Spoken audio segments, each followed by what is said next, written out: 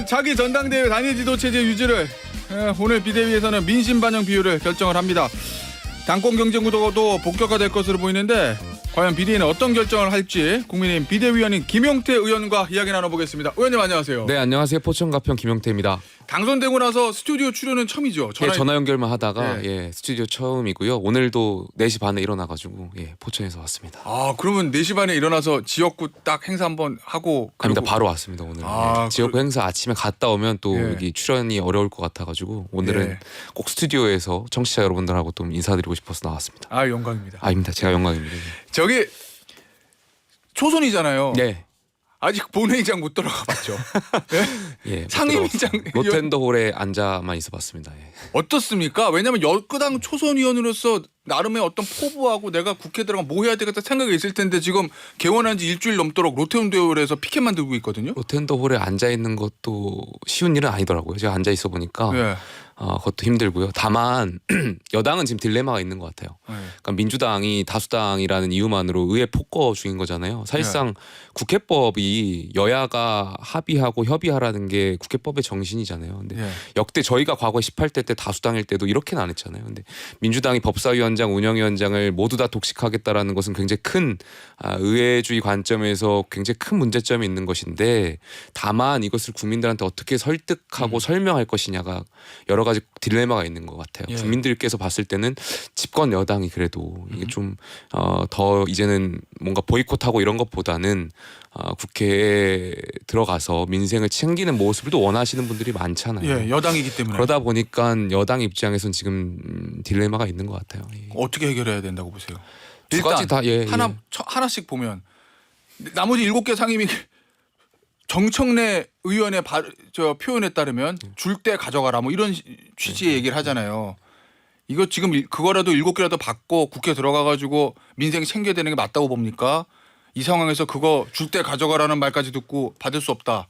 투쟁이다 이렇게 가는 거 같아요. 지금은 저희 다수의 의견은 받을 수 없다라고 생각하시는 것 같아요. 그게 또 저도 맞다라고 생각해요. 물론 이제 저희가 민생을 챙기기 위해서 특위 15개를 가동하고 있고 여기에 정부 관계자들 모셔서 업무 보고도 받고 있고 저희가 민생 현안에 대해서는 집권 여당으로서 이제 챙기려고 하고 이제 법안도 이번에 민생 531 법안도 제출했습니다. 그래서 할 건 할 것이고요. 다만 야당하고의 이러한 정말 비아냥 말도 안 되는 대화가 안 되고 있지 않습니까? 여기에 대해서는 강하게 여당이 또 항의하는 것이 왜냐하면 역사에 남는 일인 거잖아요. 이게 여야가 합의하고 원구성을 해온다는 것이 국회의 오랜 관행이고 이런 관례인데 이것을 여기서 저희가 열어주면 이건 여당도 역사에 오점을 남기는 일이라고 생각합니다. 그런데 의원님 이 모든 이제 장외투쟁이란 게 시작하는 것보다 마지막 마무리 짓고 끝내는 게 더 어렵잖아요. 명분이 있어야 되는데.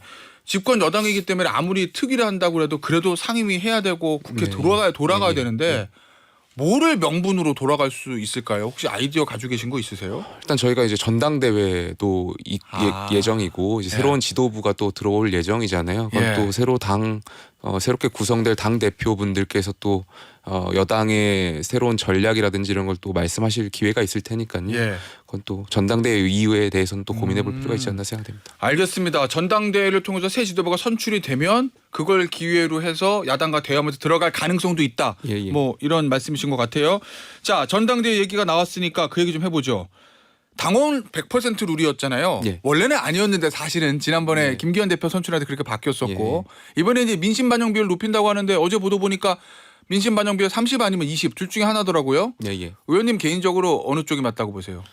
저는 민심 반영이 더 많이 되어야 된다라고 생각을 하고 있어요. 30보다도 더 많이. 30% 이제 당원당규 개정 특별위원회가 두 가지 안을 냈잖아요. 그 두 가지 안에서 선택해야 되게 될 텐데 이 민심을 반영하겠다라는 그 취지가 말씀하셨던 것처럼 우리 당이 수권 정당으로 나아가기 위해서 국민들한테 열려 있다라는 것을 보여드리기 위함이잖아요. 근데 실제 경선이라든지 이런 것을 해보셨던 분들은 아실 거예요. 국민 여론조사가 실질적으로는 우리가 보통 생각하기에 국민의 의견을 반영한다고 하지만 실제 여기에 응답하시는 분들은 저희 당을 굉장히 관심 있게 보시거나 당원이시거나 그렇죠. 이런 분들이 결국에는 응답을 하는 거예요. 응답률 생각하면. 예, 네. 결과적으로 민심을 제대로 반영하려면 뭐 5대5나 6대4 이런 것이 됐을 때 우리가 실질적으로 7대3, 8대2의 효과가 있을 거라고 생각해요. 예. 그래서 8대2가 만약에 된다면 물론 그것도 의미가 있겠지만 예. 실제로 저희가 구현하고 하려고 했던 그런 효과에서는 조금 부족할 수도 있지 않을까 이런 개인적인 생각이 있습니다. 알겠습니다. 뭐 많으면 많을수록 좋다 이런 취지신 것 같아요. 예. 지도 체제는 단일 지도 체제로 결정이 난 거죠. 예, 네. 어제 그렇게 결정했습니다. 예전에 당원당 규정 다른 특별위원회에서. 인터뷰 보니까 황우여 비대위원장가 던졌던 뭐 하이브리드형 예, 예. 2인 대표 거기에 대해서 김용태 의원도 좀 긍정적으로 생각을 하고 있다라는 제가 내용의 인터뷰를 봤는데 예. 예. 저는 그 세 가지 지도 체제 모두 다 의미가 있다라고 생각하고 있고 다만 저희 지도부가 고민했던 것은 어떻게 하면 안정적인 당권을 발휘할 수 있을까 당의 네. 리더십에 대해서 고민을 했던 것인데 예. 지금 아무래도 예민한 시기고 하다 보니까 어떠한 안에 아이디어 차원에서 내놓는 것조차도 특정 당권 주자랑 예. 염두에서 해석이 되고 그렇게 되다 보니까 사실 논의가 잘 진전되지 못했던 아쉬움이 있었어요. 그래서 어쨌든 이 부분에 대해서는 다음 지도부에서 다시 논의하는 걸로 저희가 당내 이런 의견을 모았습니다. 알겠습니다. 대선 당대표가 대선 나가려면 1년 6개월 전에 사퇴해야 된다는 당권 대권 분리 조항 그거는 그냥 그대로 가는 거잖아요. 예. 민주당은 그거 개정했습니다. 예. 뭐 1년 전에 사퇴하는 건데 예외 규정 뒀는데 뭐 지방선거 공천권 얘기도 나오고 뭐 조기 대선 대비용이다 이런 얘기도 나오는데 혹시 국민의힘은 또 그 부분 예외 규정 둬서 개정할 필요성 같은 거는 전혀 못 느끼십니까? 저희는 이 당권 대권을 분리하는 것이 오랜 저희 당의 전통이고 이거는 지켜야 되지 않나 이런 생각이 있습니다. 예. 민주당의 어제 기사를 보니까 이재명 대표가 너무 착해가지고 오래 설득했다 이런 기사를 봤는데 이재명 대표는 반대했는데 뭐 이게 결의가 된 거다 뭐 이런 그게 식의 국민의힘과 기사들. 민주당이 다른 것 같아요. 그럼 민주당의 짜웅을 좀 정말 신기하게 봤습니다. 예. 짜웅이라고 예, 짬짬이 이런 짬짬이요? 짜고 예. 치는 것 같은 일종의 그러면 약속 대련이다 이런 말씀이세요? 당연히 그렇게 해석할 수밖에 없겠죠. 이재명 네. 대표 만약에 정말 그렇게 했었더라면 이재명 대표의 진정성을 보여주셨더라면 하지 말았어야 되는 거 아니겠습니까? 당 대표고 그럼 최고위원들 분명히 설득하실 수 있었을 텐데 본인한테 또 유리하게 해석되는 조항인데 그걸 또 강하게 밀어붙였다라는 것은 참 민주당이 1인 독주 체제로 가는 것 같아서 안타까움이 있죠. 그러면서 이제 이재명 대표는 반대를 했으나 의원들과 당원들을 원해서 그렇게 된 거다. 이렇게 하기 위한 거라는 말씀이세요? 실질적으로 최고위원분들 대다수가 친명이시잖아요. 당대표가 그렇게 의견을 내셨으면 최고위원분들이 당대표의 의중을 따라 주셨을 것이라고 보는 것이 일반적인 해석인데 그렇지 않고 최고위원들이 왜 평상시에 이재명 대표의 사법 리스크나 이런 거에 대해서는 각 안 세우시면서 이 건에 대해서는 반대 의견을 냈다라는 것 자체가 좀 이해하기는 어렵죠. 예, 알겠습니다. 의원님. 그런데 이 아무리 황우여 비대위가 이 전당대회를 준비하는 거 룰 세팅하는 게 가장 큰 역할이라고 하더라도 총선 완전 참패하고 지금 뜬 비대위인데 당의 혁신, 개혁 이런 얘기는 너무 안 나오는 거 아니냐 이런 비판도 있어요. 일단 저희가 전당대회 룰 개정과 관련해서도 그동안 당내 여러 구성원들의 이야기를 들었습니다. 그 광주에서도 원내위원장들 다 모셔서 또 이야기 듣고 또 의원총회를 통해서 또 원내 의원들 의견도 듣고 근데 이 건만 하더라도 의견이 너무 다양하고 굉장히 많은 의견들이 있다 보니까 말씀하셨던 것처럼 그런 혁신적인 비대위도 필요하지만 또 관리하고 조율하는 비대위도 필요했던 것 같아요. 그래서 저는 황우여 비대위원장 포함해서 많은 비대위원분들이 의사결정을 조율하고 합의하고 나가는 과정에서 이제 안정적으로 그래도 관리하고 있지 않나 이런 생각이 있습니다. 그러면 본격적인 당의 개혁과 혁신은 차기 지도부로 넘겨야 된다 이렇게 보세요. 저는 전당대회 자체가 혁신형 전당대회가 될 수 있다고 생각해요. 이번에 저희가 어쨌든 다시 민심을 반영하는 안을 오늘 결정하게 될 텐데 하고 있고 야당은 지금 민주당은 이재명 대표 1인 대표 체제로 갈 것이냐 말 것이냐 다시 연임할 것이냐 말 것이냐 가지고 갑론을박하고 있는 것 같은데 그에 비해서 여당은 당권 주자도 다양하시잖아요. 이분들이 나오셔서 당의 미래와 국민의 미래를 가지고 토론을 한다면 훨씬 더 저는 여당의 야당과 비교했을 때 혁신적이라고 보여주실 것 같고요. 그러한 모습들이 전당대회를 통해서 국민들께 잘 다가갔으면 좋겠습니다. 자, 말씀하신 대로 야당에 대해서는 뭐 어대명이라는 표현을 언론에서 쓰더라고요. 어차피 대표는 이재명, 그 연임 뭐 가능성 높게 보는 건데 거기에 대해서 여당에 대해서는 또 어대한 이런 표현을 보셨죠. 어차피 대표는 한동훈. 한동훈 전 비대위원장의 공식 출마 선언하는 건 아니지만 출마할 거고 나오면 그냥 된다. 뭐 이런 언론의 시각인 것 같은데 그거 어떻게 보십니까? 그러면은 만약에 그렇게 되면은 저 김용태 의원이 얘기했던 흥행 이거랑은 좀 거리가 멀어질 수도 있는 거예요. 실제적으로 당내 의원분들이나 당내 구성원들이 한동훈 전 위원장의 출마 여부를 이제 변수로 많이 생각하고 있어요. 그만큼 당권 주자들도 당권 주자까지는 모르겠고 그분들과 관계가 있는 분들, 뭐 친분이 깊은 분들이 그렇게 생각하고 있는 것 같고, 다만 뭐 한동훈 전 위원장의 출마 여부는 잘 모르겠습니다만 한동훈 전 위원장의 지금 지지율만 놓고 봤을 때는 유리하다라는 상황을 부정할 필요도 없을 것 같아요. 저도 뭐 지지율이 깡패다 이런 표현을 많이 썼는데 그 말의 또 함의는 지지율이 이렇게 딱 올라왔을 때 그걸 그 정치인이 잘 받아 먹는다는 표현을 쓸까요? 올라탈 수 있는 것도 지금 정치인의 능력이라고 생각해요. 그걸 또 한동훈 전 위원장이 출마하실지 모르겠지만 출마하시게 된다면 그런 능력을 또 보여주셔야 되는 거고, 그렇지 않으면 지지율은 또 신기루라는 표현도 있지 않습니까? 그거는 또 한동훈 전 위원장의 정치적인 역량에 달린 거니까 그건 끝까지 좀 지켜봐야 될 것 같습니다. 한동훈 전 위원장이 만약에 출마하고 다른 당권 지자들도 뭐 다 대선 후보겠죠. 대선 후보급들이 출마하고 그래서 전당대 거치고 새로운 지도부가 들어서면 국민의힘의 본격적인 개혁 작업, 혁신 작업 이런 것들이 진행이 될 수 있다고 보십니까?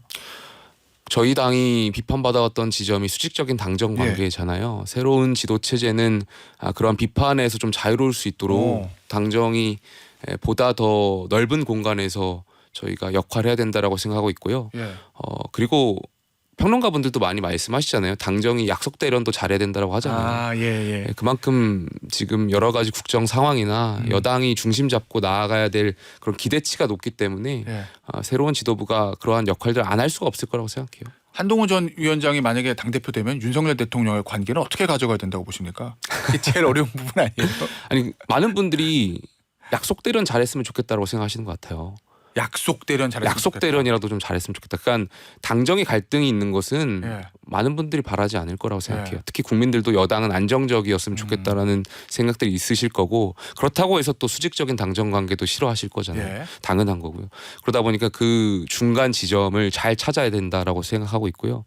그러한 역할은 또 아무래도 대통령실과 여당이 깊은 신뢰 안에서 그러한 또 비판이나 이런 것이 또 가능한 거 아니겠습니까? 그래서 그런 역할 또 잘하실 수 있지 않을까에 대한 개인적인 생각도 있지만 뭐 한동훈 전 위원장이 출마하실지 잘 모르겠습니다. 출마 안 할 가능성도 있다. 여러 가지 뭐 언론에 따르면 이제 다음 주나 뭐 출마 선언을 할 수도 있다라는 보도들이 이어지고 있는 것 같은데 뭐 끝까지 한번 지켜봐야 되지 않을까 생각했습니다. 알겠습니다. 의원님, 전당대회 출마합니까? 저요? 저는 비대위원이고 지역구의 주민들과 약속한 부분들을 좀 더 집중해야 될 시기 아닌가 생각이 있습니다. 아니 그런데 원외일 때 청년 최고위원 이준석 대표 체제에서 청년 최고위원 출마해서 당선됐어요. 이번에는 이제 비대위원이에요. 그럼 이번에는 그리고 진짜 의원이 된 다음에 국민의힘에서 최연소 의원이잖아요. 그것도 수도권 지역구에. 그러면 진짜 이번 전당대회는 지도부에 한번 제대로 입성해볼 기회 아니에요? 예상이 없던 질문 하셔가지고 갑자기 당황스러운데요. 많이 물어봐서 봤을 텐데 김용태 의원에게 뭐, 최고위원 출마 안 하냐고. 뭐 지금은 전당대회를 관리해야 된다라는 생각이 더 많고요. 뭐 여러 가지 뭐 의견들이 있을 거라고 생각하는데 뭐 심각히 더 고민하고 지금은 뭐 전당대회 관리하는데 좀 더 집중할 수 있는 쪽으로 고민을 좀 하고 있습니다. 그럼 고민 좀 더하면 나올 수도 있다. 아유, 뭐 그렇게까지 또 해석을 하지 마시고. 알겠습니다. 뭐 심판이 어떻게 선수로 나가냐 뭐 이런 의미신 것 같아요. 알겠습니다. 주제를 좀 바꿔보죠. 국민권익위원회에서 김건희 여사 명품백 의혹 관련해서 조사를 종결했습니다. 이거 뭐 처벌 규정이 없기 때문에 종결한다. 뭐 이렇게 얘기를 했어요. 그리고 이 신고 의무, 남편인 윤석열 대통령의 신고 공직자잖아요. 신고 의무에 대해서는 이게 대통령의 직무 관련성이 없어서 신고 대상이 아니다. 뭐 어제 또 이렇게 밝혔습니다.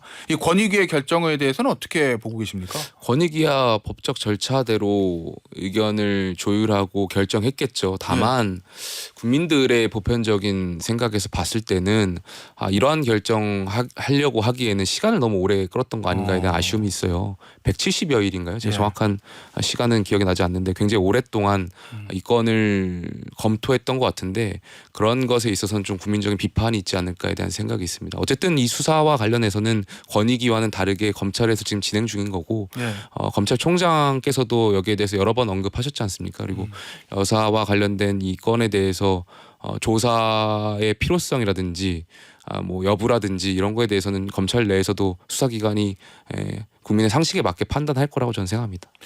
국민의 상식에 맞게 판단한다면 김건희 여사에 대한 소환 조사, 서면이 아닌 그것도 필요하다고 보십니까? 지금 상황에서는 안 하지 않을 수 없을까에 대한 개인적인 생각이 있는데 그거는 제 생각보다는 수사기관의 판단이 좀 중요하겠죠. 당연히 수사기관 판단이겠지만 개인적으로는 소환 조사도 불가피하다. 지금 상황에서는 안 하지 않을 수 없을까 개인적인 생각이 있습니다. 알겠습니다. 자 마지막 주제가 될 것 같은데요. 이 최상병 고 최상병 관련된 특검법 관련해서 지금 대통령이 거부권 행사하고 지난 국회에서 재결이 불발됐습니다. 이번에 어제 보니까 법사위에서 또 이 안건을 올렸던데 앞으로 어떻게 진행될 거로 전망하세요? 저는 그 해병대원 분의 어머니 유가족 분의 편지 보고 굉장히 가슴이 아팠습니다. 그리고 그분이 어제 3가지 요구를 말씀하셨는데 저는 그렇게 무리한 요구라고 생각하지도 않고요.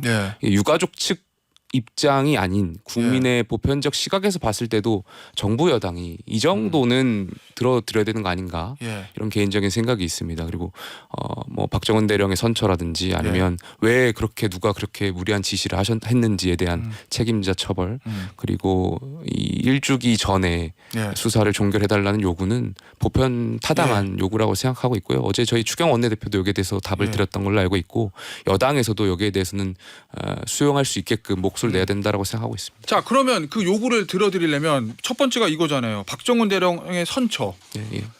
이게 물론 뭐 지금 재판이 진행되고 있는 상황이긴 하지만 이 부분에 대해서 여당은 어떻게 해야 된다고? 그러니까 여당의 여기에 대해서 많은 다양한 의견이 있고요. 제 개인적인 생각으로는 이것이 결과적으로 조사로 볼 것이냐 수사로 볼 것이냐 여러 가지 의견들이 있었고 실제로 그 박정은 대령이 처음에 조사했을 때 8명을 특정했을 때와 이후에 조사본부가 했을 때 2명을 특정했을 때가 크게 다르지 않다고 생각해요. 그러니까 왜 그렇게 박정은 대령에게 집착했었는지 그리고 이 법이 처음 시작했을 때 시발점이 됐던 것이 개정된 군사법원법 아니겠습니까? 고 이해람 중사의 그 사건 이후에 군 내에서의 어떤 사망 사건을 은폐하려고 하는 의도가 있다고 느껴지다 보니까 경찰에서 이제 수사하게끔 한 건데 박정은 대령이 하려고 했던 것은 은폐하려고 했던 것이 아니잖아요. 오히려 조사 대상자를 폭넓게 설정하면서 이러한 일이 있었던 것인데 저는 거기에 대해서도 정부 여당이 좀 다시 한번 판단해야 되지 않을까에 대한 개인적인 그건 생각이 있습니다. 하나만 더 짚어보죠. 지난번에 아마 이런 말씀하셨을 거예요. 국방부와 대통령실이 이 부분에 관해서 결자해지해서 납득할 만한 설명을 해달라 이런 얘기를 하셨는데 어제 이제 박정은 죄송합니다. 고 최상병 어머님의 편지에 대해서 대응을 해야 된다. 신속한 수사 얘기하셨잖아요. 그럼 어떻게 이 특검법 다시 올라오면 받아야 된다고 보십니까? 특검법하고는 별개라고 생각해요. 제가 계속 강조하는 것이 특검법은 이미 민주당이 본질을 계속 훼손하고 있다고 생각해요. 이 진상규명에 대한 의도보다는 어떻게든 정권하고 연결지어서 정권 흔들기용으로 전락시키고 있게끔 민주당이 만들고 있기 때문에 여기에 대해서는 여당에서도 아마 반대의 입장이 있지 않을까 생각됩니다. 그럼 특검법은 반대하더라도 뭐 공수처의 신속한 수사 이런 거 말씀하시는 그리고 거예요? 박정은 대령의 선처 이런 것들은 좀 여당이 목소리 더 내야 되지 않나 생각됩니다. 대통령의 이 부분에 대한 적극적인 입장 표명은 필요하다고 보십니까? 좀 필요하다고 생각합니다. 대통령께서 여기에 대해서 국방부 장관이 왜 하루 만에 번복하게 됐는지 그리고 그간의 사정에 대해서 많은 국민들이 궁금해하고 그동안의 어떤 입장 표명에 대해서 잘 납득하지 못하고 계신 것 같아요. 그래서 대통령께서 솔직하게 이 부분에 대해서 결자 해지하셔서 말씀해 주셨으면 좋겠다는 생각이 있습니다. 알겠습니다. 오늘 인터뷰는 여기서 마무리하도록 하겠습니다. 지금까지 국민의힘의 김용태 의원이었습니다. 감사합니다. 감사합니다.